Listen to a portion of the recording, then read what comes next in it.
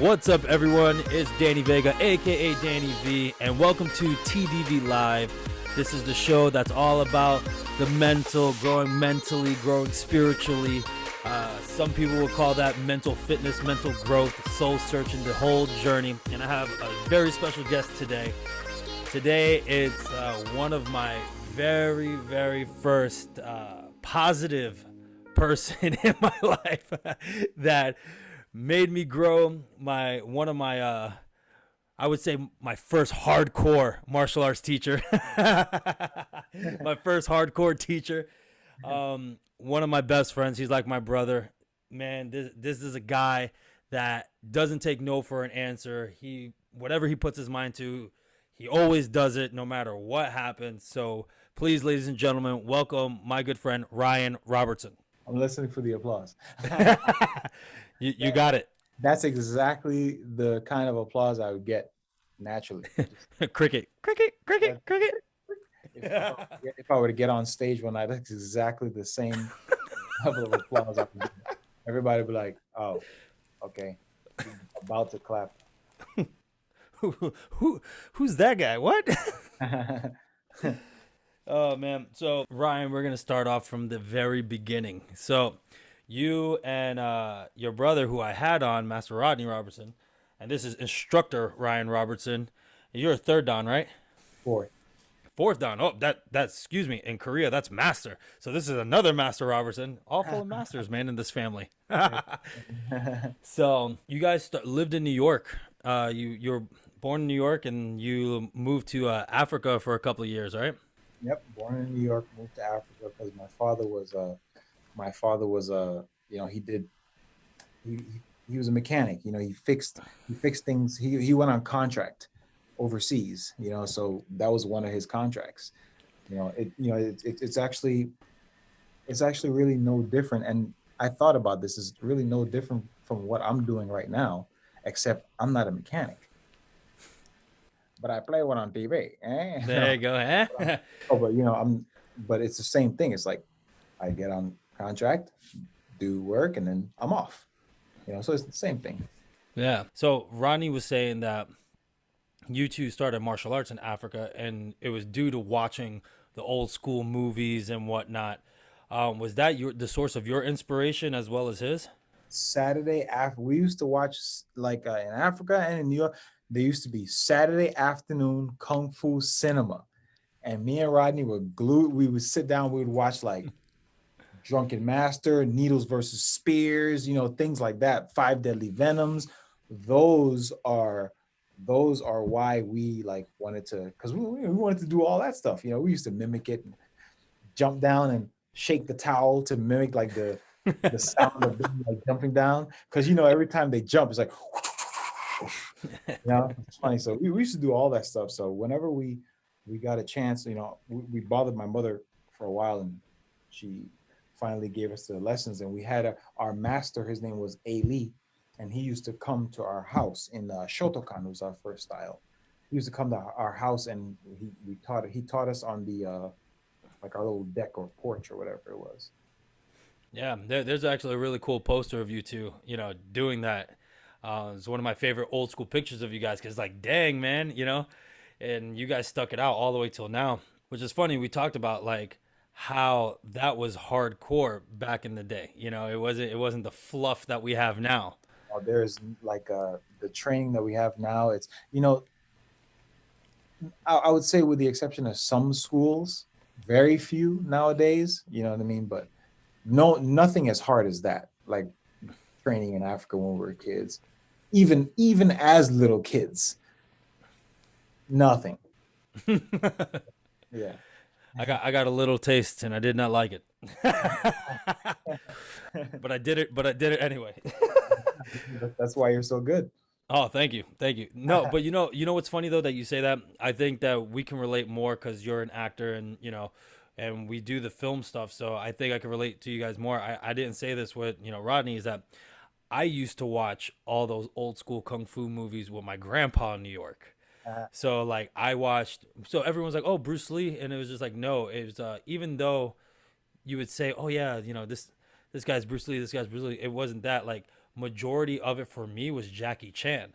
Like I did see the Five Deadly Venoms, I did see all that, but one of my favorite kung fu movies or martial arts movies to this day as a little kid was Rumble in the Bronx. Oh wow, yeah, I remember Rumble in the Bronx because that was the first time it was like, oh shoot, Jackie Chan's like he's not that anymore. Now he's doing like American movies and Hmm. he broke into that and you know what happened after that. You know what I Yeah. mean? All his stunts and things like that. He was very original. But yeah, that when I saw Rumble in the Bronx, I was like, wow, cool. Yep. Yeah, Rumble in the Bronx, the thing that got me the most, and again, I remember this to this day, even I loved his style of martial arts. It was different. It wasn't your, I'm the main character, I'm undefeated, blah, blah. Like, Jackie Chan got hit, and then if there were multiple guys, he would run away to make sure it was one on one, put obstacles in between them, the whole nine. He did parkour before parkour became popular, you know? Yeah. And the greatest stunt in that movie for me is when he jumped from the top of the building into the little balcony. And even though he broke his leg, that was a hell of a stunt, man. Broke his leg. They remember they got a cast and Mm-hmm. they got like a print of his Boot. shoe. They Yep. yeah, it made it look exactly like his shoe, and he just continued on. That's Yeah. crazy. That's some Jackie Chan, man. Man, that's your type of stuff too. That how crazy, because we're gonna get into that. So a lot of the mindset that you have, and so I touched upon this on with also Rodney, is that your mom, like both you and him, used to always say, my mother used to say this, or my mother said this, and sometimes you guys would mention your pops would say something, you know what I mean? But it was majority of your mom, you know. So like, do you think that she was a heavy influence on you as much as she was with Rodney? Oh, absolutely. My mother is, you know what I mean? Like I tell my mother nowadays, I'm like, when you used to have us like sit down and read, and then we would read, and if we mess up, you'd have us start all over and say it with the inflections. I was like, you are preparing me for this, what I'm doing now, and it's a big part of.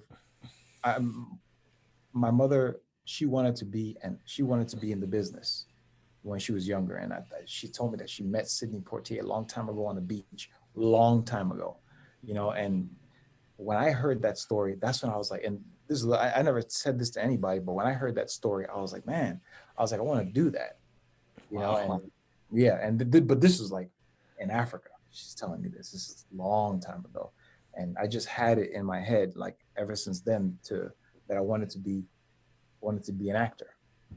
So Wow, man. yeah, I've always had throughout my life that was my only goal. It was my only goal was to be an actor. I just always held that over my head, and everything that I did was always to get this right over here. It doesn't matter. Like everything that I did was always to get that. I took some side things, but they all helped me out with, you know, no complaints.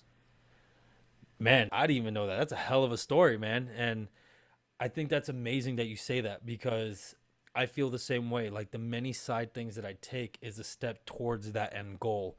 Because a lot of people would be like, "Oh, you're wasting your time." It's like, no, man, this is building my character to become who I want to be. Yeah, it's you know what I mean. Yeah, that's all it is. And there's not any point in my life where I would be like, I wish I can go back and you know what I mean. Because if I change one thing, I change everything. Yeah, You know what I'm yeah, saying? that's And awesome. it's like yeah, like all the mistakes, it's not really even mistakes, it's just growing. You know what I mean? It's just, and it got me like now and like today I'm doing I tell my mother, I talk to her and I'm just like, I'm doing exactly, and I tell my girls too, I'm doing exactly what I this is this is the life that I pictured.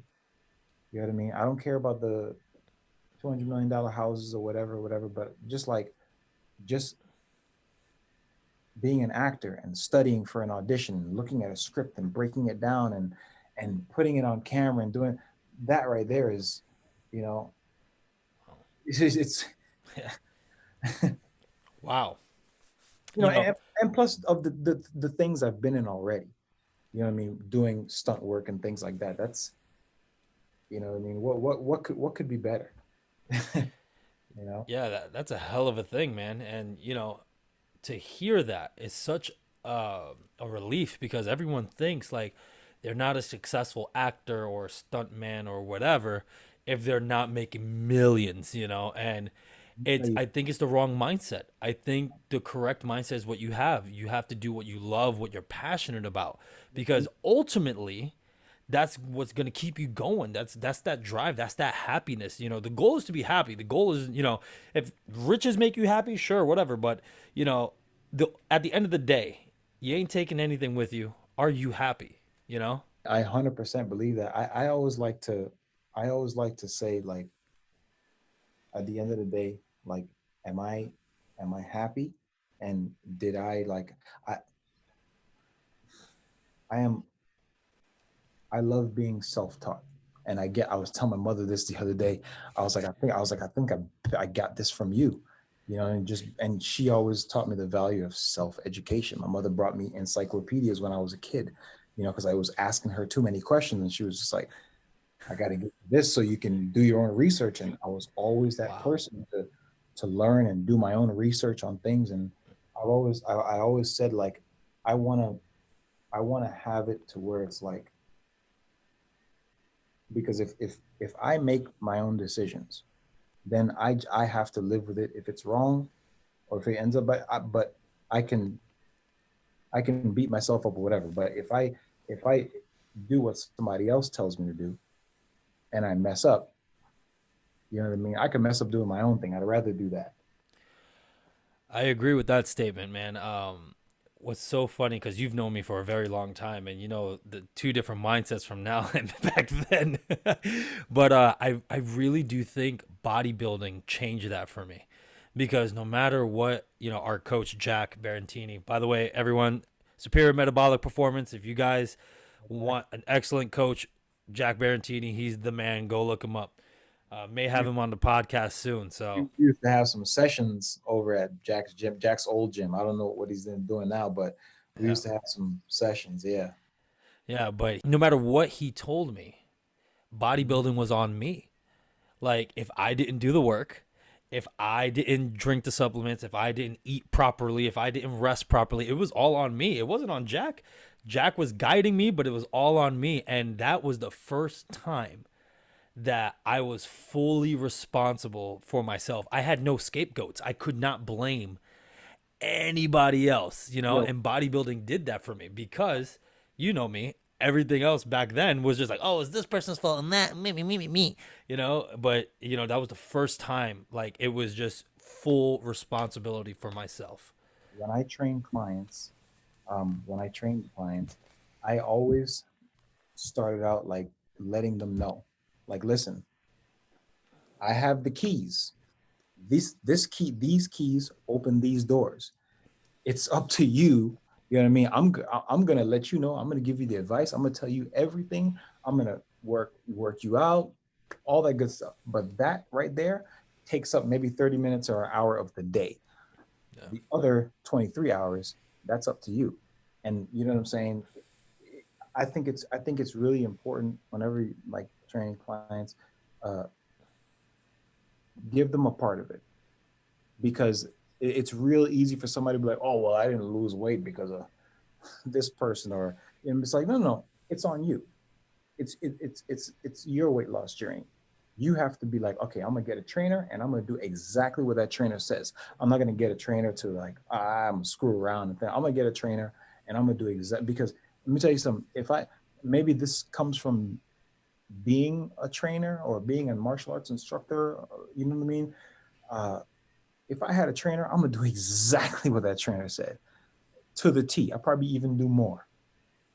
Just because I understand what the value is, and others need to too. Need to too. So do you think that your mom was that foundation to take full responsibility for yourself, because she was very heavily on self-education? Yeah, yeah, and it's just stuff that I learned just growing. Oh, good, You because know, that takes us into our next segment. just listening to people, and sometimes like, that didn't work out. Okay, let me, so just learning off of others. I'm glad you. That was a segue to the next segment. The next question I was going to ask you. It's just flowing now. I was going to say, besides your mom, what other sources of wisdom, or personal development or spiritual growth per se, did you get? Did you get it from reading books? Did you get it from other people? What did you do? Growing up, I was never really that much of like a reader. You know what I mean? I was never I like I like researching rather than like sitting down there getting like a book and reading it.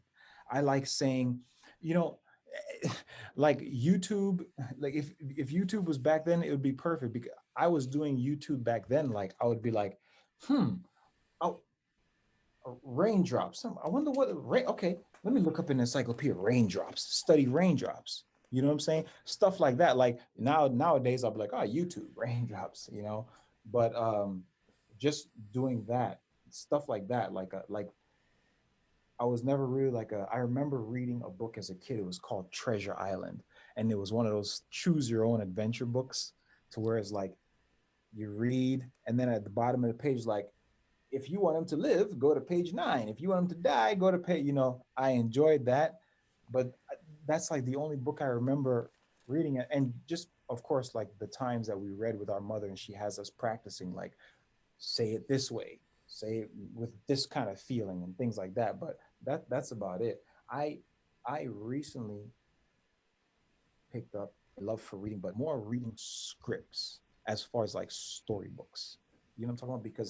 Because it's like the script I can do something with. I can break it down and I can really really get into it. And I enjoy doing that rather than sitting down like let me just sit down and open up a book and drink coffee. I can't. That doesn't get me. That's really cool because it already shows like the difference. Like Master Robertson, would tell me like the books that he read and stuff like that for more wisdom, yada yada, and Oh, you yeah, were more like, yeah. yeah, yeah, he writes books, and you're less like, nope, I'm gonna look it up. You're like the Eminem of the family, dude. Like you were reading dictionaries and encyclopedias and like, When I was a kid, yeah, yeah, when for you were a real. kid. um, so besides Sidney Portier, like what drove you to be an actor? Was there like a specific movie that was like bing and you were just like, that's it? No, it was never really like a specific movie. It was just like the love of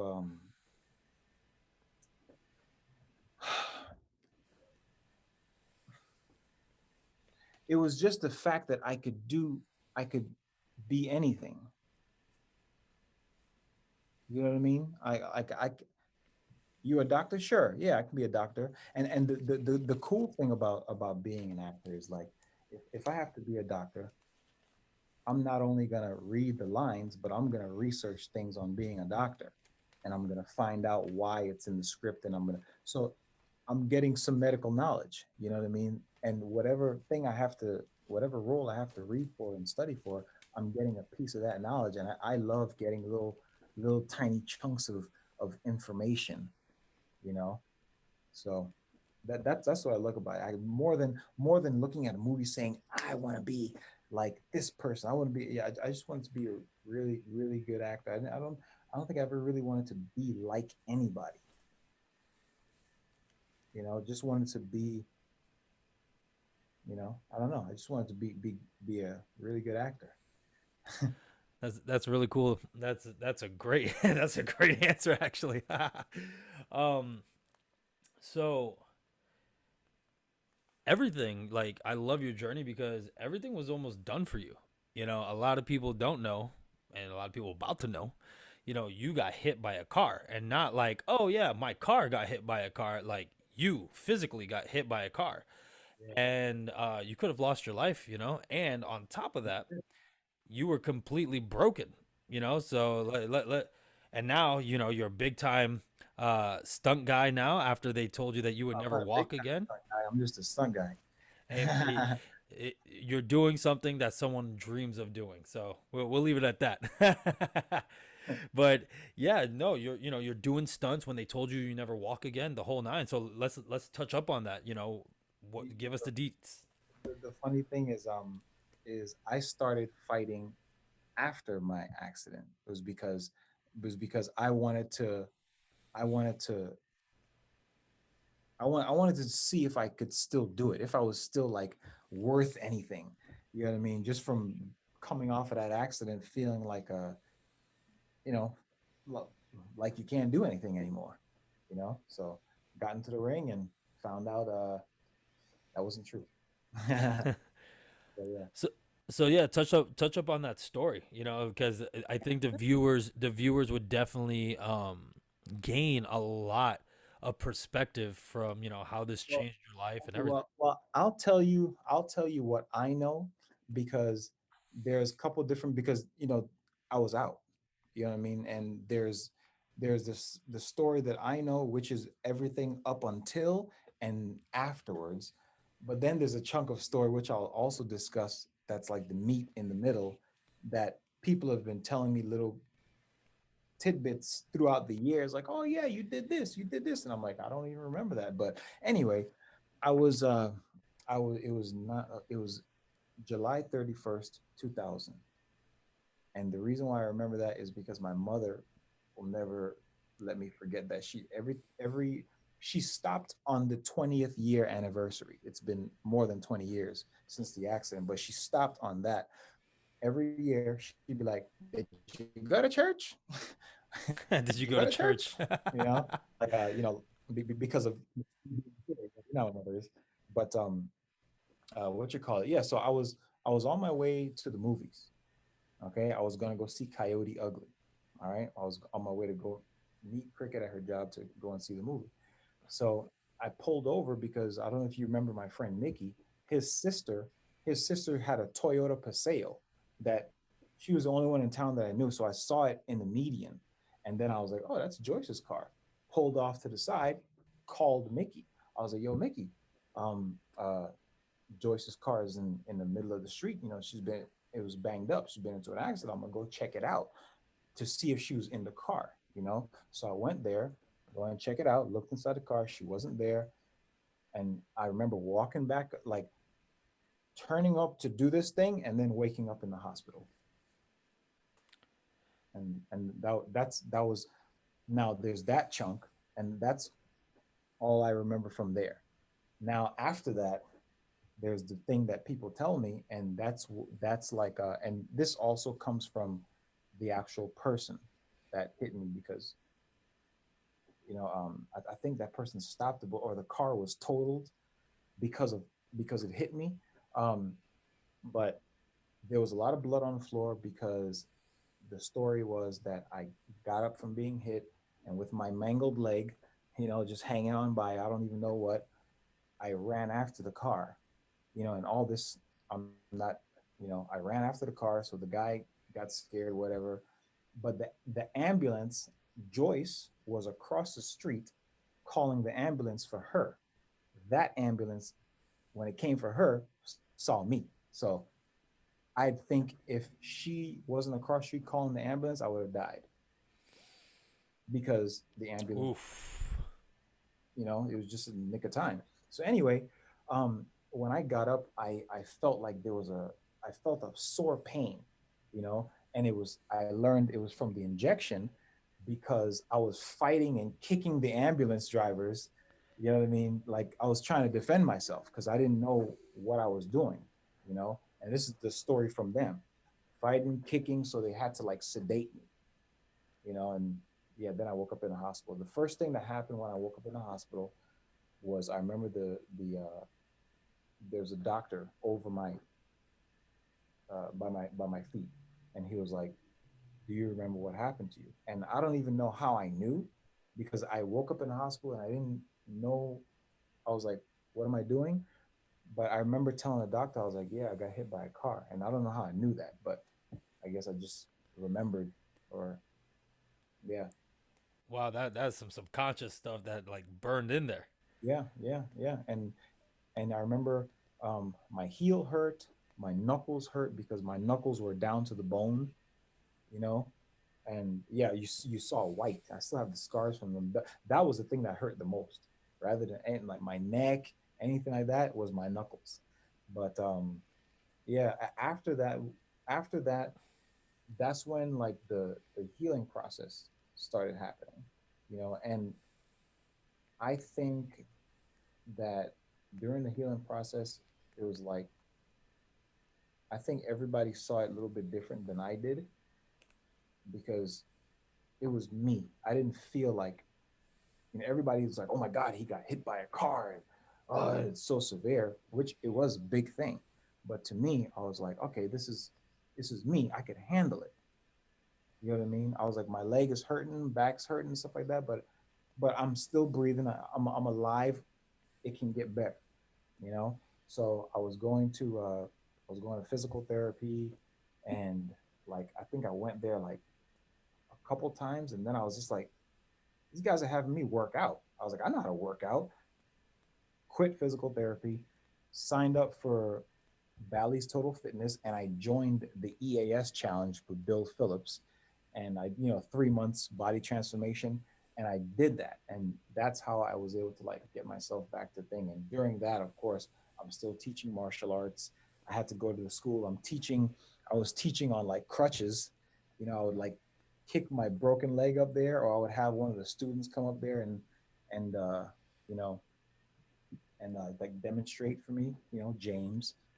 James just passed away. Rest in peace. But yeah, I did that, and then that's when I started fighting and doing everything that the doctor said that I wasn't supposed to do. As a matter of fact, let me tell you a story about the doctor.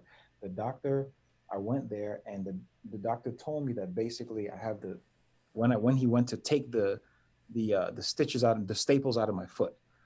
He was telling me, he was like, well, you're not gonna kick again, like walk right, or be able to do any physical activity. And I told the doctor, I was like, doctor, you don't know me. And that was it. I left the office, and that was it. I, just, I wish I knew the doctor's name because I would go back to him. You know what I mean? I was just like, doctor, I was like, you don't know me. I was like, I'm not, I was just like, you don't know me. So after that, it was almost like I set out to prove that. And I was right. That's a hell of a story. And if I'm not mistaken, if I'm not mistaken, you said when you woke up, also, I believe you told me this, Uh, that you woke up with your throat well, hurting. let me tell you something. Tell the audience that. Throat was hurting because my brother. Okay, now let me tell you something. I just been in an accident. You understand me? I'm I'm jacked up. Look at this. See this?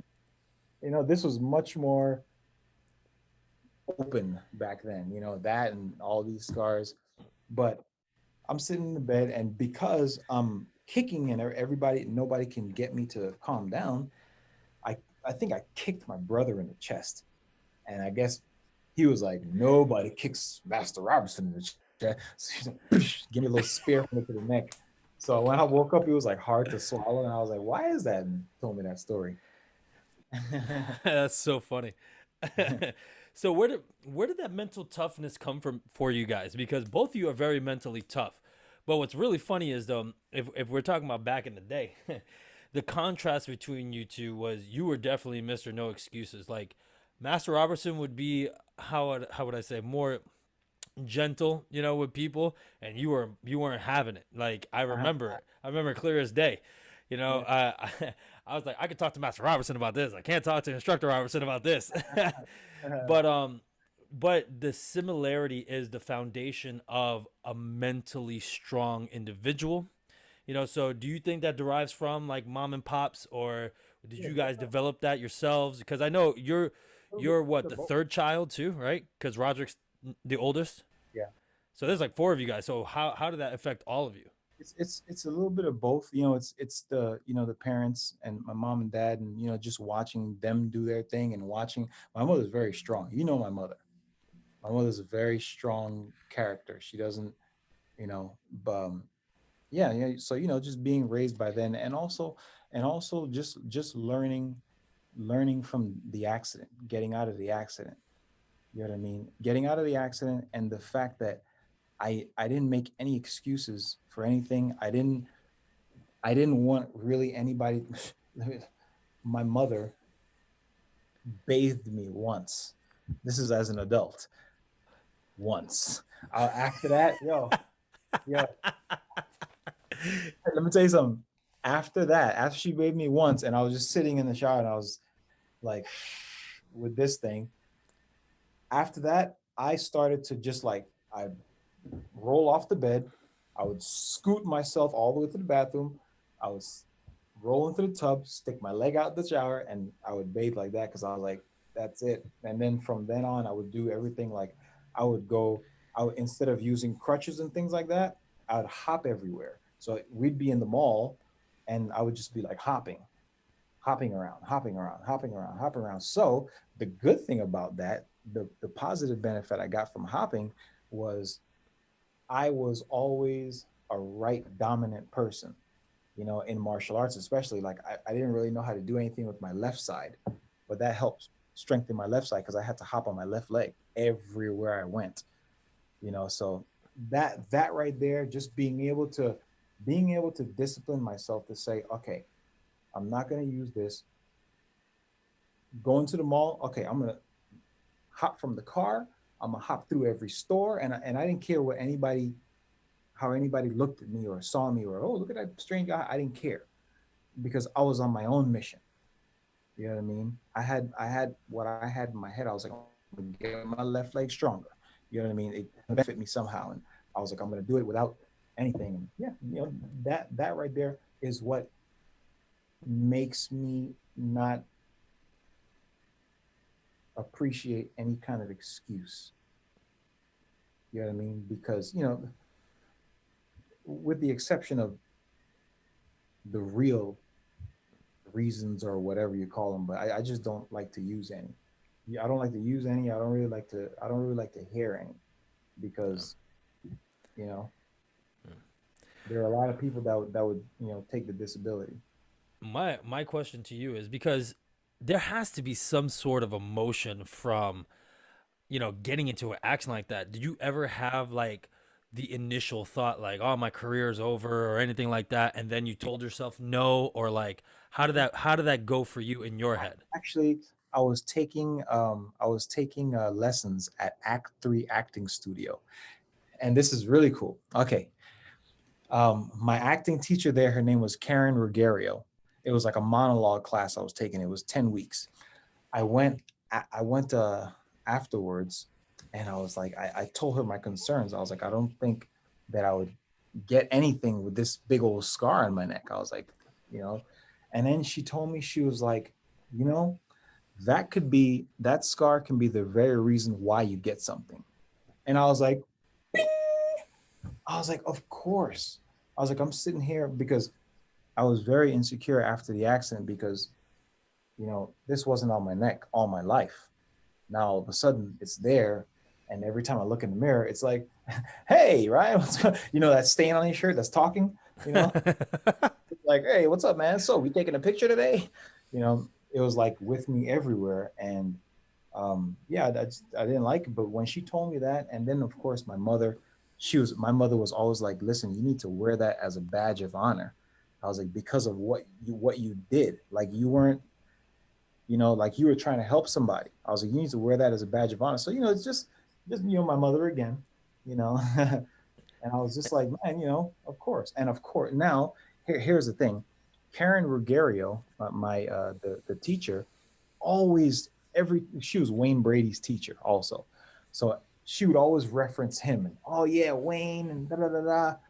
Well, I got the opportunity to double Wayne Brady on Black Lightning, and I told him off on the side. I was like, "Listen, Karen Ruggiero." He was like, "Oh yeah, she's like, I just flew her out the other day to do this," and I was like, "Oh man, great!" I was like, "Yeah, she taught me, and she was talking to you about you all the time." And yeah, so I thought that was pretty cool that it came full circle. I had a couple of experiences like that. That's amazing. And for me in my life, the viewers know every now and then, but I didn't have it with a good foundation and stuff like that until you guys came into my life, you know? And it was the first time that I had that positivity around. But for the viewers out there, as you can hear his story and also Rodney's stories and etc., it's all about who you're around. Because if you don't have a good foundation, if you don't have positive people in your life, man, it's easy to stay stuck. You know, for me, you know, as much as I love my mother. Oh, I was gonna say I have to give credit to you were talking about like growing up and mindset and things like that. I have to give credit to my brother Rodney because my mother always was like if he was going out, she was like, take Ryan, take Ryan. So I always hung out with him and his friends, and I always got to see him. He was always a leader, even amongst his friends in high school and stuff like that. He got them getting everybody to work out and things like that. And me as a younger brother, seeing that, learning from his example and things, just seeing that positivity. That I couldn't let it sneak away without giving them some credit too. Which is Because funny. Every time that's my next segment, you go right into it. oh really? Yeah. No, but that's good. I'm glad you said that. No, no. What I was saying was, as much as I love my mother, it was more of because of her trauma, her background from her family. It was more like, oh my god, I got to smother my kids, with love, and you don't have to do that if you don't want to, type of deal. And so that really didn't. As much as the intention was magnificent and great because she didn't want us to go what she went through, it was counterintuitive, and so I feel for the first time like I give you guys a lot of credit. It was the first time to start building a strong foundation. So that saying that you're like the top, 5 people you hang out with, you're the average of that. I strongly agree. And your story just shows that. It shows because you're saying you're normal, you're human like everybody else. You're saying that, you had these thoughts, but the positive people in your life were like, nope, and then nipped it in the bud to the point that you're like, yeah, you know what? I am strong. I am doing this, man. What the hell? So that's great. But then comes to my next segment that you started already. Um, yeah, which is funny because I've seen your whole family. I've seen all 4 of you get together, but there's a special bond between you and Rodney that I don't see, amongst the others. And even though they're all great, trust me, I love them and I love hanging out with you guys. You guys are funny as hell, especially when everyone's together. But the bond between you two is like inseparable. And to put things into perspective, the note that he showed on Facebook today, man, that wasn't a joke for the gifting. I was like, my feels. Oh my god, because it's something that I wish I had, and unfortunately I wasn't a great leader when I was young for my younger brother and whatnot. But man, just touch up on that. Like, how did it feel? Because I know stories in high school, that he would tell me and stuff like that. So just, how did it feel? Did you feel like you were always in like your brother's shadow, or did you feel like a Batman and Robin, like felt like I was definitely in his shadow. oh wow. But, listen, only because he cast such a big shadow. You understand what I'm talking about? Like in elementary school, he was the fastest, the strongest. He hit the most home runs, things like that. He was always the most athletic in high school and the most popular. In high school, he was the number 20 football team. He was known throughout the boroughs. You know what I mean? Number 20, number 20. He's a running back. Popular with all a leader, always getting people to change their lives and work out and give up this. And, you know, so it's like that's how it's been all my life. So do you feel now Yeah. that it was an important key? And also, do you feel now, because obviously everyone's principles and values change over time, et cetera, et cetera, do you feel that you're out of that shadow?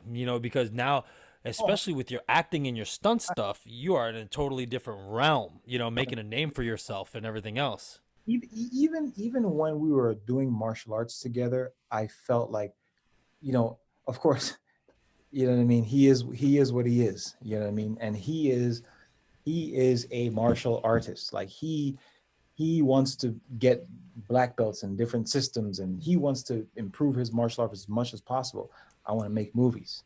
You know what I mean? But I'm a martial artist also, but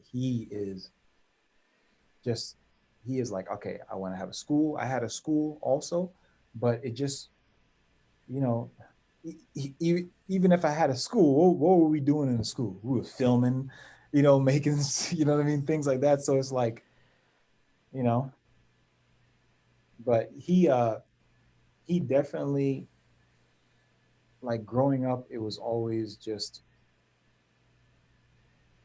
good just to be in that. And I feel like I broke out of that actually when I was a junior in high school.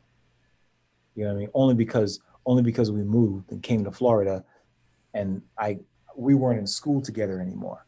You know what I mean? So I got to actually make my own name and my own whatever for myself. So, and it was pretty cool. I can't say I did as well as he did, but I did my own thing.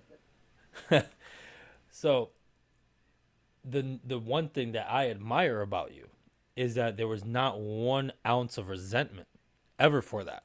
Like, some people, even though they love each other, there's like a sibling rivalry. We've heard of that with many different peoples, but I didn't feel that with you guys. I think it's because just how we were close knit all our lives. Like, there was Richard, and Roger was always the oldest one, so he was always off doing his thing. Richard didn't come till later, so me and Rodney were there, and we had the same room together. We would talk at night about. I remember we used to have conversations about, yeah, what are you gonna be doing in the year 2000? Stuff like we thought it was Wow. gonna be like flying cars and things like that. Have these crazy conversations, and so we were just like, all of our lives were just close, and we trained together.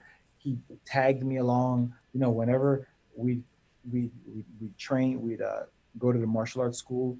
We'd leave and come home, and then he'd be like, "All right, let's go train in the garage," and we'd end up training in the garage for like 3 or 4 more hours. And that was always, it was always him saying, "Hey, let's go. Hey, let's go. Hey, let's go." He was the older brother, and I was just like, "Cool, okay, let's do it." You know, Yeah. And what's no resentment, just respect, hundred yeah. percent, like 100. Because what good is the resentment? You know what I mean? It's Yeah. Anyway, No, that's really good because there are a lot of people that don't think that way. There's a lot of people like, oh well, they think they're all that and blah blah blah. Blah. But you always had, like you said, you always had respect for that.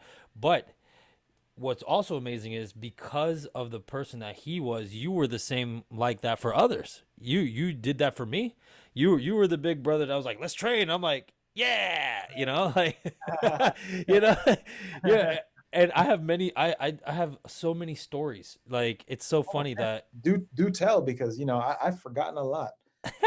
no, it's just I have many stories that really changed my perspective on things. And like I said, it took years to water the seeds, but those seeds were in there because of you. And one thing that I do know, one story that he told me that you didn't tell me, that I know how much love that he has for you, is the story in high school when they jumped you, and then he went and hit the dude and fought the dude in the lunchroom. Oh my gosh! Wow. He told me about that. Listen, I was in 10th grade. Okay, I was sitting down it was like in the football locker or whatever, and he was known as Hammer. Okay, this is how much I was in his shadow. They call him Hammer. When I started to play football, they call me Mallet. No, they didn't. Stop. Yeah, yeah, that was what they called. I was no good, but they were just like, Mallet, little Hammer, So that's what. Yeah. So anyway, I was sitting down in the locker room, and I remember I was sitting down just like this, right, looking down, and somebody came with a pad, those pads, the kicking pads, and just said, "Boom!" Slammed it in my face, boom, like that. And it wasn't anything where people jumped me and started beating me up. after that happened, somebody that saw it was like, "Oh shit, that's Rodney's brother." Yo, and ran and told him, "Yo, somebody just hit your brother." And he just came pew, flying down, and he was kicking all kind of ass. And I was just like, cool. Yeah, so yeah, I was never picked on like those like freshman Friday initiation things. I never got picked on because of like, oh yeah, that's Rodney's brother. That's Rodney's brother. So, I always got that end of the stick. Well, it just shows the love, man. It just shows the love for you, you know. And you know, it's funny because he always talks highly about you, always. You know, even though you're funny, he's like, oh, he's a clown, but like everything about you is always to like the highest regard, like how you do to him. So it's amazing, you know, to hear all of it. And for the stories of like me and you, I remember one time it was in the camp. Remember those 24-hour camps that we used to do? And it was the one that we actually went to. I forgot where. Is the one with the lake and the campsite that we actually went to. Yeah. And I remember we were jogging, and you were telling me how you still had, you know, the metal in your leg and in your back and stuff like that. And then I'm like, does it hurt? And you're like, it always hurts. And I'm like, yo, I'm like, this dude is hardcore. What? I'm like, here I am, like a 14-year-old, 15-year-old boy huffing and puffing, like, I'm so tired. But this dude got metal in his leg, back, got scars everywhere, all this jazz. And he's still like, it's nothing. I'm like, what? You know, but it was funny because, you know, the way he inspired you, you inspired me, to the point that like I wrote a paper about you. I don't know if you remember that. You know, besides this interview, I wrote a paper about you in my senior year. Yep, Wow. I think you got an yep. F, right? Yeah, I did. F for fantastic. No, but you know, I wrote a paper about you. But even through my psoriasis, the stage that I, you know, went through, man, I remember like there were thoughts because, you know, my body's just turning on me and the itching and the pain, not sleeping. The not sleeping part is what gets to you, you know? And I remember I'm like, I can just end this. I can just end it all and it'd be over. And then that small voice, and it's your voice that's like, you can't give up, man. You can't do it. I'm like, God damn it. I'm like, if I never met him, What it'd be, a yeah, exactly.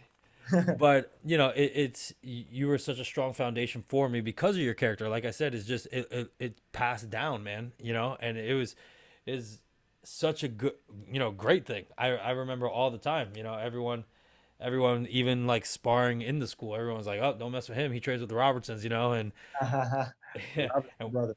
yeah, for real. Yeah. So that's it. But so continuing on, there was a what do you do now to stay sharp in your mind? You know, because obviously you said you were never a big reader, but like, do you have mantras? Do you like meditate? Do you just use exercise as your, you know, mental? Um, like I have this whenever I have like an audition to do or a script to read, I always, I'm not really a big sleeper, but I would always like come in this room or whatever room, but it's usually this room, and I would, you know probably like 3 4 a.m., and I would study till like 5 or 6, and then I would get up and I would go out for a long run, or I would get up and I would go out to the top of the hill and do my little martial art moves and do my training like that. And usually when I do that, I'm alone. So I don't really sit down and meditate, like close my eyes but that and running usually gives me that time that's like I can process everything and think about things and come up with new ideas. And I use running to do that. And I was never really a big runner. I could run before, but it was more like sprints. But I'm talking about like now, like I run like 10 miles and it's like it's nothing. I stop because I'm like, okay, let me stop. I'm not stopped because I'm tired. You know what I mean? So I enjoy doing that now. I use that as my meditation, rather than yeah. That's cool. So people that struggle with fear and anxieties and, like they don't know what to do, what advice would you give them now? Like the person you are now, what would you give them advice like of how to handle that? Not knowing what to do. Yeah, like fear and anxiety of like, oh, I don't know if I could ever achieve my goal. I don't think I'm good enough. Like, what would you give that person advice for? Well, I would just say to, stop telling yourself those things, and you know what I mean. Tell yourself positive things, because our ears will. It's like a tape recorder. If we say enough things, it goes in. If it's constant worry that's coming out of us, it's gonna go in, or if it's constant positivity, that's gonna go in too. So just choose the positivity. And Master Pelt told me something a long time ago, and he said, Instructor Robertson, and because I remember I was asking him a question, I was confused about something, and he was like, Instructor Robertson, make a mess, clean it up later. And that's how I go into things nowadays. Like I don't really like if I want to do something, I'm just gonna go and do it. I'm gonna figure everything to do with it while I'm doing it. But I'm not gonna be like, okay, I'm gonna wonder how do I do it. I'm just gonna start doing it. And that's usually how I handle things. So basically, just feel the fear and do it anyway. Go with it. Go with it. You know what I mean? Because the real fact is that nothing's gonna happen. And nothing's gonna happen in the bad sense if you just sit there and worry, and nothing's literally gonna happen. But in the other sense, if you go forward, nothing's gonna happen but, I don't want to say success. Nothing's gonna happen but but discovery, because every way you're gonna find new things. And martial arts taught me a lot about that also, because you can do, how many times did you do a roundhouse kick before you were kind of like, got that, okay, I can land it on somebody? How many times before? But it just takes repetition to where you're like, okay, up, got it. So Yeah, how you build a habit. That's definitely one of the ways. A lot of people are like, well, how do you get your subconscious to accept something? And it's like you got to just keep doing it and doing it and doing it until it just clicks. Nike, Yep. just do it. Just So yeah. would you give that same advice, because a lot of people don't know this either, that you have like a small thing of Tourette's? Yeah, So I got like Tourette.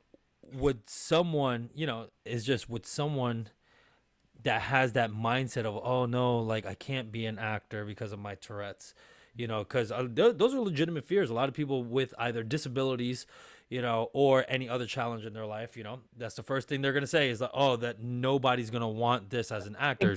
I think it makes me better. Mm. I think it makes me better only because of,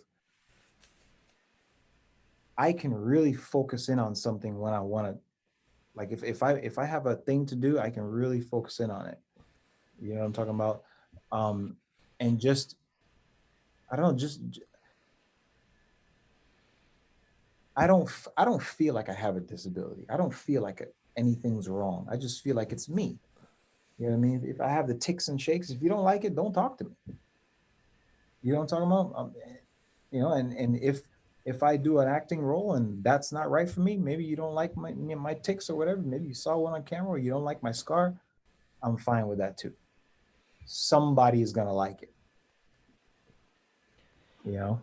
That's a huge thing to say, especially for the audience to hear, because you're absolutely right. Someone is going to like it, because as an actor, you have to be able to handle rejection well, because majority of the time it's a no. It's no, no, no, no, no, no, no, no, no. It's almost like sales. No, no, no, until you get the yes, and then after the first yes, all of a sudden you got your second yes, and then all of a sudden you're like, whoa, here, there's something to it, and then you hit that no train again. Is no, no, no, no, and then so that's a great thing that you say, because a lot of people that can't handle rejection, they're going to use that as an excuse. Well, nobody likes me. Is just as long as you accept, I feel, as long as you accept yourself Yeah. and love yourself truly for what it is, it doesn't matter what other people think and say. And that took me a long time to get there.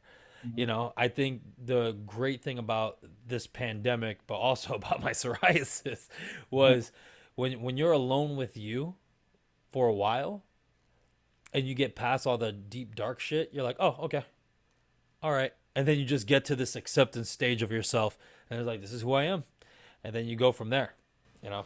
Yep. Yep. Yep. So what's next for you? I mean, because we didn't touch upon this, which I'm going to touch upon now. You know, you've worked a lot of things that are really cool that a lot of people, watch nowadays on TV. Yeah, Black Lightning, a bunch of the Marvel shows. Stunt doubling Ice Cube and Wayne Brady, and Coming to America 2, the whole nine. The list can go on and on. So what's next for Ryan Robertson? Are you still going to stay in the journey to stay on stunts and transition into acting, or are you going to just flip it over and just dedicate 100% to acting? Like, what is your routine of going into that? Well, right now I am really working on my acting career. You know what I mean? I'm a stunt performer, but stunt performer is the same as being acting. It's just you're just an action actor. You know, Acting with your body. you're still no. But the thing is that a stunt as a stunt double, like you still have to. There's certain things that you have to do. Like now, not only do I have to do this thing, but I have to do it like you. So usually when I don't know if anybody else does this with when they double people, when I go in and I double somebody, the first thing I do is I look and see how they walk. I look and see how they walk, whether they walk this, whether they're left hand, whether they have a limp, or whether there's, and I try to mimic that walk, and I try to see how they're running or how they go up to do the stunt, and I try to act as them doing it. You know what I mean? I don't know what anybody else's method is when they double somebody, but that's what I do. That's awesome. So are you going into acting full time now? I know you've been doing classes, et cetera, and you had small, acting gigs or whatever. But are you trying to transition into that full time? I know eventually that's the end goal, right? But as of right now, how is that looking? Like, are you just going to just be like, all right, full on acting, or are you just going to continue with the stunts?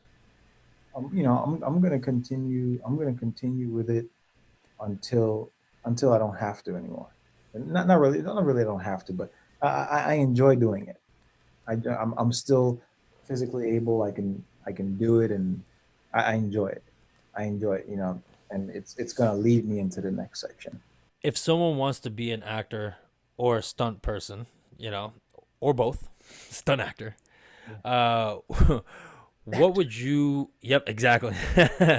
What would you recommend they do? Start researching. Start researching, and go off of your own steam, because that's the best way to kind of like find out that, of course, there's going to be people that help you along the way, just like there's people that helped me. You know what I mean?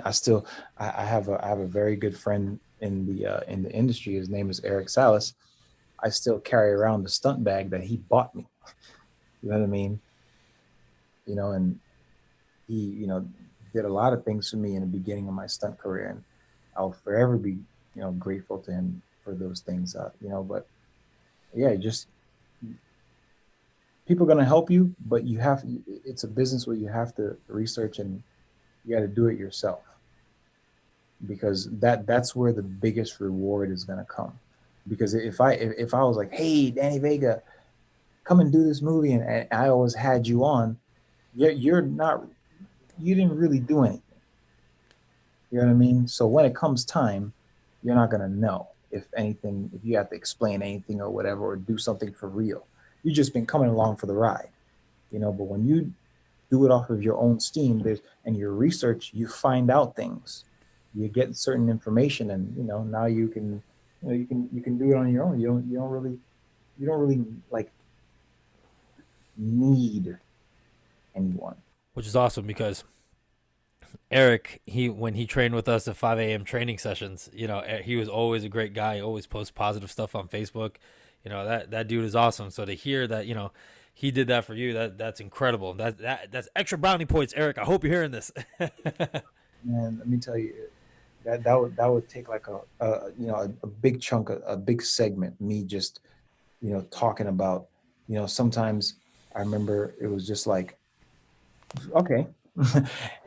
Eric got me he's the one that got me the gig of me doubling Ice Cube. That was like in the beginning of my stunt career.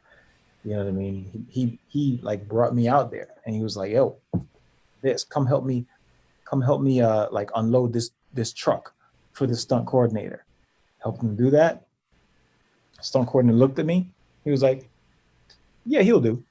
That was how it happened. And then Eric was like, see, told you. And I was like, oh shoot. So, after that I was, on a plane flying to Puerto Rico, doubling Ice Cube, and I was just like, man, this is the coolest thing. But that was the beginning. And he did a lot. He did a lot to help me out. That's awesome. And it just goes to show though, paying it forward is always a great thing. You've done that most of your life, teaching students to, fuck, I can't begin to list of all the amazing things that you and your family have done for me. Especially you. Because even before I met Rodney, you were the one there. And it's a beautiful thing to see how it comes full circle. And you don't do it for something. Like a true giver doesn't do it for anything. You do it just because you want to give. It's that's the whole point of it. You want to help somebody. I really enjoy like I really enjoy helping others. And the thing is, Megan is the same way. It's Yeah. a really good thing. Yeah, and it does pay off, in the end. So for research, I'm gonna go a little geek on you now. For research, it's been proven, and I want to hear your opinion on it. And also, if you can point an audience member, if they are wanting to be a stunt person or an actor, if you can point them in the right direction. It's been proven that Google, depending on what they're searching and whatnot, will give them a specific searches on their first search engine. So sometimes for some people, depending on what they're looking at and whatnot, it's very easy for them to get certain information and also very hard. It's been proven, there's articles about it out there. For someone that feels that it's harder for them to find this information, where would you give them advice to look? Like, hey, go like this acting studio, or look here, or just even moving to Georgia because that's where you're at. What would you say? What direction would you point at? Okay, like what I did was I just went where it was at. You know what I mean? It was like whenever I left the school, it was to pack up and it was to go to California because anybody that thinks of acting is like, okay, California. So I went to California. I was like, oh, okay, and I went there, and from there, the journey of discovery started. Because from there, everything that I found out was led me here. You know what I'm talking about? And so I would just say like, just really go out. Even if you go after it and you research and you go and you find the wrong thing. Benjamin Franklin, what did Grandmaster used to always say? 99 times, but that one time, even the wrong information, even the wrong thing is okay. I'm on a path. It's almost like if you're skateboarding, how many times you mess up, but as soon as you mess up, boom, you're like, okay, oh, I'm gonna figure out do it this way. Oh man, I messed up. I'm gonna do it this way. I'm gonna do it this way. That's the thing. Like you go and that's just how I do it. I go and I learn So along you the would recommend them just to go to Georgia and just start no, looking. no, not really necessarily go to Georgia. Just go wherever you feel it's at. Research and say, okay, because this movie's filmed all over. Sometimes it's filmed in Richmond, sometimes it's all over the place. So just go and just I would acting, go to an acting school, okay? Because that acting school is going to have actors and acting teachers, and those acting teachers are going to know agents, and you know what I mean. So just that is going to start you off on your journey. If you want to be a stunt guy, go do something physical, take martial arts, or go to like now they have they have a lot of stunt gyms. You know what I'm talking about? So go to a stunt gym, talk to people there. But as soon as you go there, that process is going to start, and then it's just up to you. It's up to you to complete it, because and not be the person that's like, oh, okay, well, I'm gonna have hopefully such and such is do this for me and do this for me. It's like, no, no, it's not about that. It's about the information you find, you can take, and you can do it yourself. That's really awesome that you say it, because I remember, which was amazing. Like, I couldn't believe that I didn't think of it. So when I lived in Georgia, Yeah. you know, obviously because I worked in Florida, and thank goodness, like I said, even though that was a couple of years ago, my mind has shifted so much. I'm so grateful for it. It's not even funny. But when I had this ego thing going, because I'm like, I work in Florida, I actually got gigs, and I'm too good for extra work, and all this jazz. When push came to shove, yeah, I wasn't getting any jobs. My roommates were like, "Well, we're all actors. You better start doing extra work." And I hated it. And I was, because my ego was hurt, because I was just like, yo, I usually do all these things in Florida, but the one thing you told me that blew my mind, I was just like, what an idiot I was you're like, yo, man, you're already on the set. Just find a stunt coordinator and hustle. And I was like, why didn't I think of that? Oh, yo, I remember it wasn't the first set that I was on, but I went to California. I was pursuing acting. Mm. So I went to Central Casting. I got my picture in there, whatever. I got this gig doing on Ray Donovan, that show Ray Donovan. If you look at like episode 1 or episode 2, when he's walking into the gym, we cross paths, and that was my thing. But along the side, there was a guy, and this is another. I have a couple of these full circle moments now, and this is actually pretty cool. There was a stunt coordinator. His name is Bobby Hernandez. He was off to the side, and he was doing some fight choreography with two of his people. Later on, I learned that they're from 8711 stunt team. So I went there, and I was like, yeah, what are you guys doing? And he was just like, oh, he was like, you got your headshot, and I was like, no, because I was working as an extra. I didn't understand that. I didn't know that stunt people went on sets and they hustled like that. So he was like, "Where's you got your headshot?" And I was like, "No, I didn't understand what he was talking about," because I was working. But that was a missed opportunity anyway. So I did Ray Donovan, whatever. Years later, when we are in rehearsals for Avengers, he's the stunt coordinator, right? The fight coordinator. So I went up to No way. I was like, "Do you remember me? I came up to you." And he was like, "Ah, that's great. Full circle." Ah, he was like, "That's great. Look at you now." And I love that moment. Yeah. So it got to. I'm glad that moment came full circle. So that was number 2 full circle moment that I had. I feel like I'm doing Dave Chappelle. The second time I met OJ. And the third time I met OJ Simpson. No, but that's great. It goes to show, like, once you, especially for me, like, I should have just humbled myself, because like you said, it's an opportunity. You never know how you're gonna get your foot in the door. I think it was Michael Caine that said, yeah, Michael Caine. But he said that he always treated everyone nice, and that one day he was with a cast and they treated this person like garbage, and come to find out it was a director.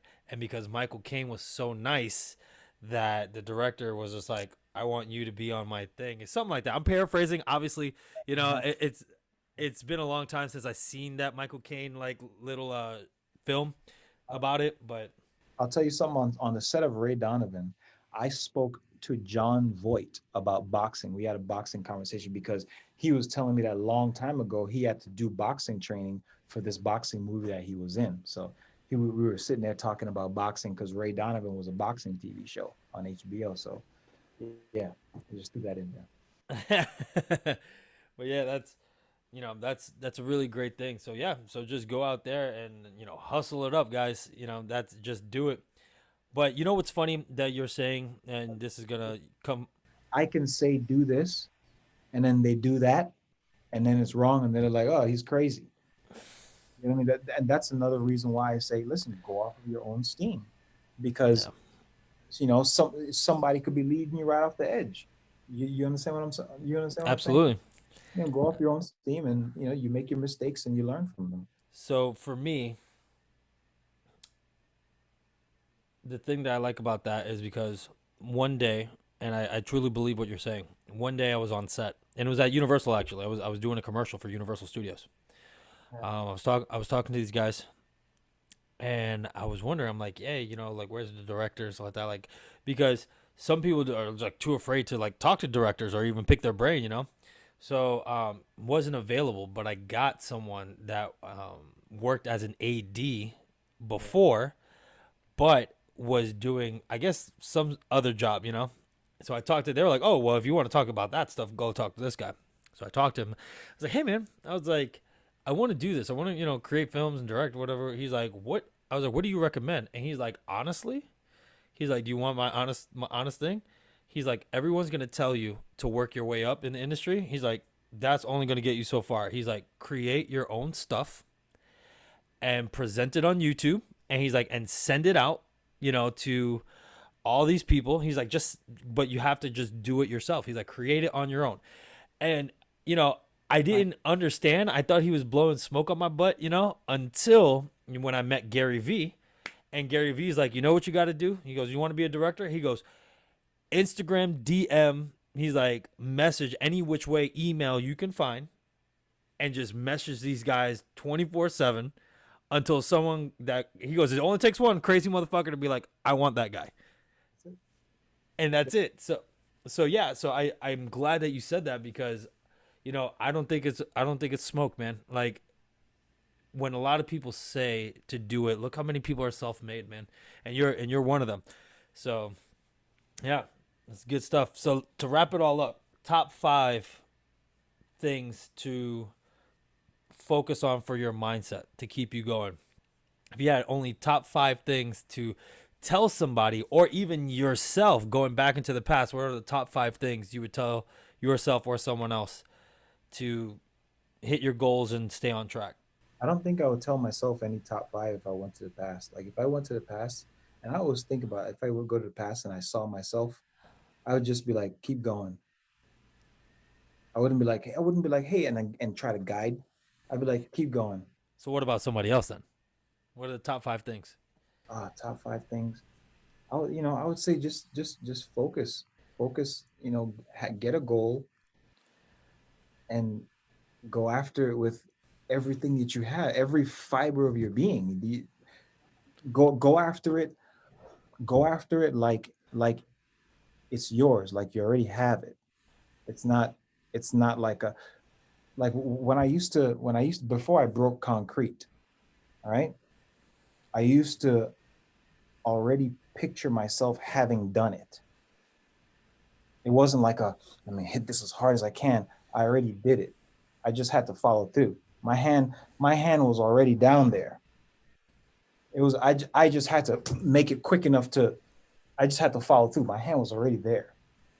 So same thing. Just So, envision, focus, focus, focus, focus. focus, envision, follow through. And just don't give up and don't give yourself another option. You know what I mean? Even if it means that you have zero money and you lose whatever. Like if you want it, this is something you have to dedicate everything to. And whenever things get really bad, that means they're about to get really good. Usually, you know. So I like it. There are five things where I thought you were gonna say Dylan, Dylan, Dylan, Dylan, and Dylan. that's right. Who are the five? So, but yeah, I don't know if that was a clear five, but it was just a bunch of random. Because I like all like what I told you about having that goal above my head. That's really all it was to me. Like I've just always had this, and I've always known I wanted to get that, and everything that's you know okay. You remember that video game? where it's like, I forget what the video game is called, but it's like the person is like rolling through a town and picking up everything in a town as it goes along. It's like everything's getting picked up as it's rolling, and it gets bigger and bigger and bigger. It's kind of the same thing. It's like I have a goal, and everything, all my experiences, just coming with me. It's like everything. It's like everything, all my injuries, whatever. It's like it's coming with me. It's like you gonna have to work with me. You have to work hard just like me. It's I'm bringing everything with me. So, because I want to wrap up, but man, every time we talk is good stuff. Would you say, because people have a hard time with obstacles, they really do. I like the analogy of a baby never gives up on walking, as no matter how many times it falls down. You know, yeah, yeah, I do remember that. And so, for me, for actually not for me, but for the audience, what would you tell them? Because a lot of people have a defeated mindset. Do you just keep trucking along? Is that because obviously that's been a repetition motto throughout this podcast? But how do they deal with that? Especially when something defeats you, like when something breaks your heart. You have to understand. You have to understand that that's a part of life, and if it happens to you, it's not like, oh my God, it's a part of life. Like you're gonna be up, you're gonna be down, and it's just like Grandmaster thing. Grandmaster puts it. I'm talking about Grandmaster YK Kim. He puts it so simple. He's just like, good things happen, bad things happen. Done. Do you understand what I'm saying? Done.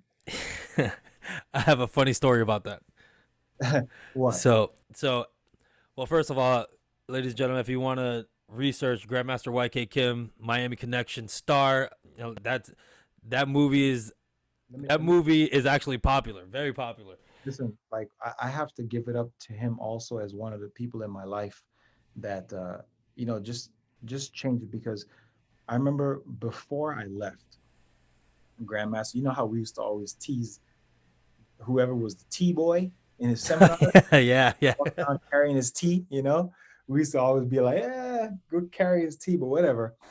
I remember he had me do that on the last thing, and what he, I don't know if he did it on purpose, but I think he maybe did try to help me out.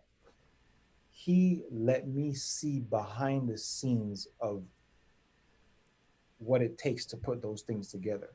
He was in his hotel room, he was preparing, he was studying, and when he went on his thing, because I was next to him with the tea at all times, I saw his whole process. And he's a very successful man. I saw his whole process, and I was like, oh, okay. I was like, that's the focus you have to have in order, because when he was doing a seminar, he had a single-minded focus. Like I'm talking about, to the point where if he's walking to the thing, you couldn't even talk to him. You couldn't even say, "Hey, Grandmaster Sir." He's either gonna yell at you or he's gonna walk by. As a matter of fact, he yelled at somebody once. He stopped and he was like, "No!" And then he just kept on walking, because it's like a thought process. He's about to give this big speech, and I remember just uh, tagging along on that, and just always appreciating that lesson that he gave me, of like, kind of like, let me show you how it works behind the scenes. Let me show you what it takes to be a leader. So yeah, Grandmaster has a lot to do it, and I'm always quoting Grandmaster also. Like, Grandmaster says this with all his philosophies and things like that, and it still holds up till today. Yeah, what's amazing about that? I'm gonna get to the story, but I want to piggyback off of this. So a lot of his philosophy, which is really cool. So Master Pelt, which I have to give credit to, because before you guys, came into my life, Master Pelt was the one. And Master Pelt, he started the journey of personal development with me. Like every time he took me home, it was always Tony Robbins in the car, and it was always all that personal development stuff. Master Pelt told me one of the things that I live. He told me, he said action. He didn't tell it to me. I heard it and I remembered it. He told it to Steven. Remember Steven Yeah, Sheldon? Steven. Yeah, Sheldon. Yeah.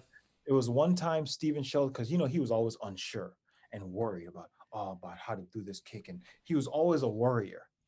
Master Pelt stop. He was like, ah! He was like, action will overcome lack of knowledge.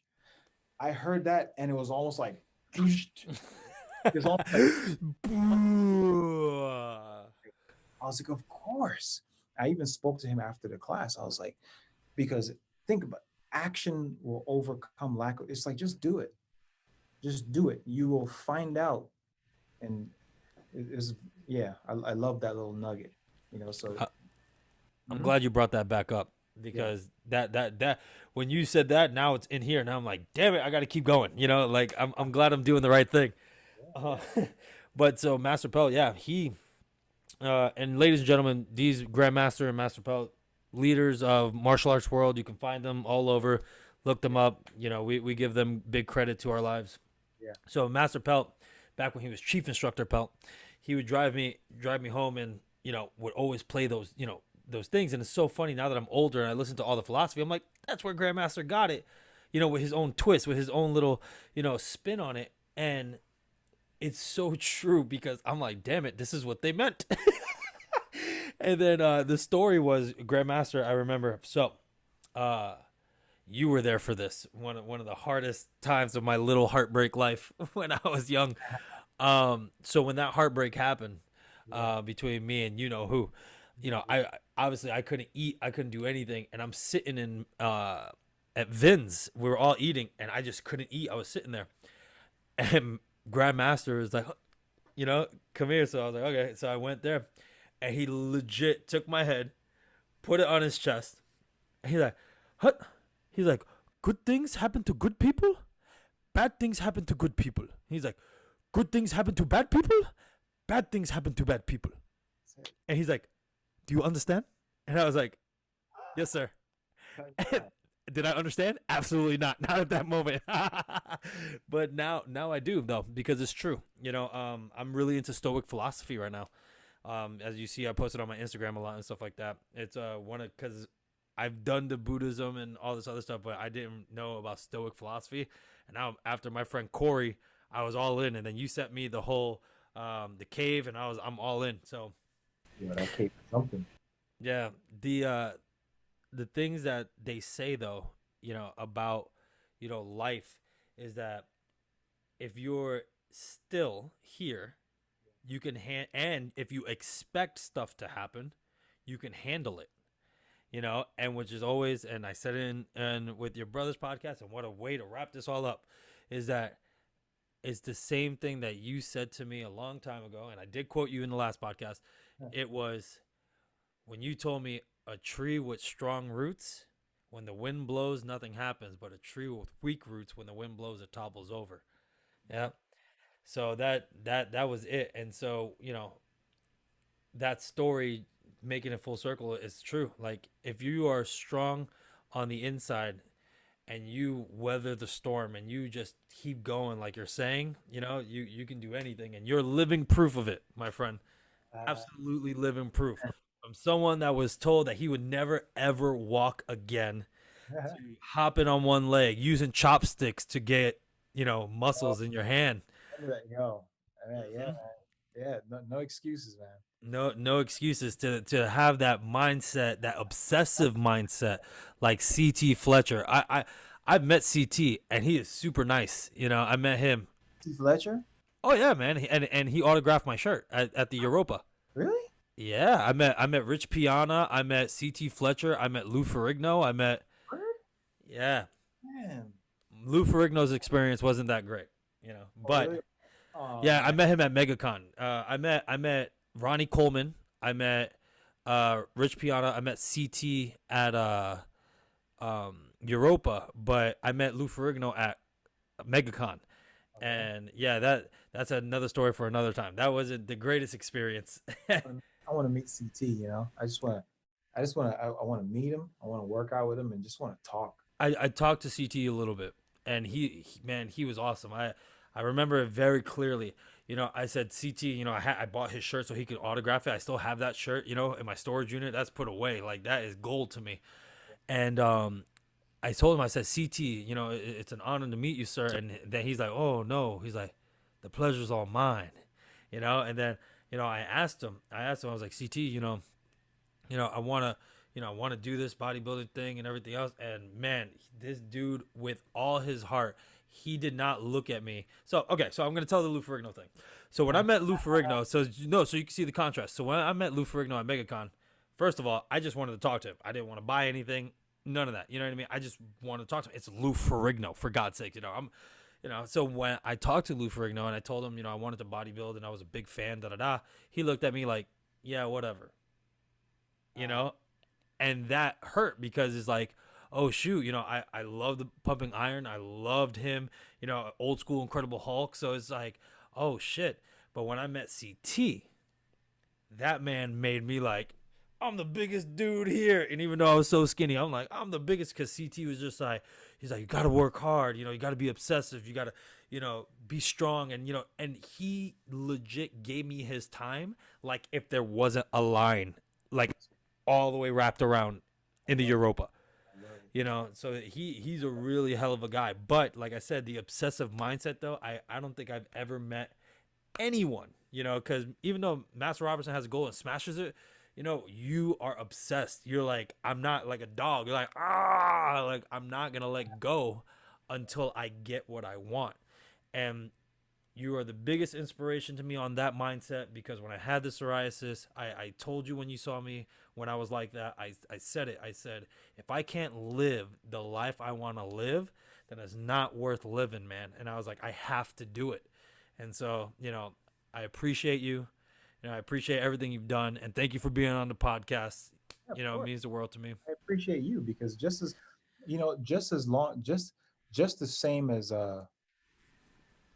the same as you learned from me, I learned from you. You know what I mean? So it was What, to be an idiot? No, I'm kidding. well, yeah. No, I'm just kidding. No, shit. No, but you know what I'm saying? We all learn because in you, I guess, learning from me, whatever you did, it helped me learn how to be that person that my brother was to me, because you have to learn that. You have not really learn that, but you have to, you know what I mean? I don't know. I guess it just came natural to my brother. But yeah. Well, to be fair, the greatest thing that you've ever told me, and I will never forget it to this day. You told me, you said, in order to be the best student, you have to be a teacher. And you told me, because remember, I didn't want to be an instructor. I told you I didn't want to be. And you told me the best way to be the best student and to learn more is to teach. Yeah. And that's how it is, man. And so that's how you became like your brother. You started teaching, and that was it. Hey, because when you teach, that's when you see the other side. And you're like, oh, okay, in order for me to make this person better, I need this from them. Oh, okay, so now I'm going to give it. And yeah. That's and I also have to, there have been a couple different people. It's not just like Eric and my brother and stuff that have helped me out along the way and stuff like that. But it's, yeah. Yeah, of course there is, especially, tons of names, Yeah, we can list everybody else, well, Walter Garcia has helped all of us. You know what I mean? We all started with him, and what's even funnier is that you did Daughter of Japan and you brought him along, which in essence, then he got the bug, and then as big brother, little brother syndrome, he's like, hey, come do this. And I was into music, and I'm like, okay, I guess I'll just do this. And because of that, you know what I mean? I had a passion for film, because all my creativity besides music was for like animation. You remember when I used to draw and stuff like that? Like, that's what I wanted to do in creating. And then Walter showed me like, yo, you can do that, but with real people. Yeah. And I'm like, oh shoot, wait, I can create stories like this? Okay. So yeah, we could list everybody, but then, this podcast would probably be like 6 hours long. So just by listing names. Yep. So everybody, Ryan Robertson, thank you so much. We love you, and thanks for being such an inspiration. Thank you. Thank you for thinking I am an inspiration. You know what's funny? Somebody called me today, my old friend from like 4th grade. She called me because her son's a martial artist. And she's like, oh, yeah, she's having me like, she called me on FaceTime. She never calls me, but she's like, yeah, dude, show him the kick. show him the kicks, do the kicks that you do. She's like, look, he was in Coming to America. Show him the kicks. That's so funny. Yeah, but she was telling me the same thing. And I was just happy to be able to, because I don't even know who her son is, but he's influenced watching my videos. So I was just happy for that too. So, yeah. Yeah, service is a hell of a thing. So, but thank you for being on here because you served a lot of people. So, and I continue, because yes, I enjoy it. Yeah. absolutely. All right, everyone, that's all the time we have today. So make sure you stay tuned for more of the podcast. Everyone has a different journey, and we love you. Be safe. We'll see you next time. Yep. Peace. And before I go out, I'm gonna say peace, and I love my girls, Rhea and Raylene. I love you. Daddy loves you very much, and also Megan Dobell. I love you. Daddy loves you very much. No, I'm just kidding. Oh, wait. Before we go, sorry. Listen, where can everyone find your stuff? Like, go ahead and promote anything you want before we wrap up. Oh, you can look at my Instagram. It's I post there at Ryan Robertson. Or we have the YouTube channel, or just anywhere. Just turn on your TV. Maybe hopefully you'll see me. and that YouTube channel is R&R Reaction and Reviews. They're a hell of a reviewers. Trust me, man. Anything and everything that they have also their martial arts stuff on there. He also has his film stuff on there. So please go ahead, like and subscribe, check it out, and show some love. And now we're wrapped up. Love you. See you later. Peace.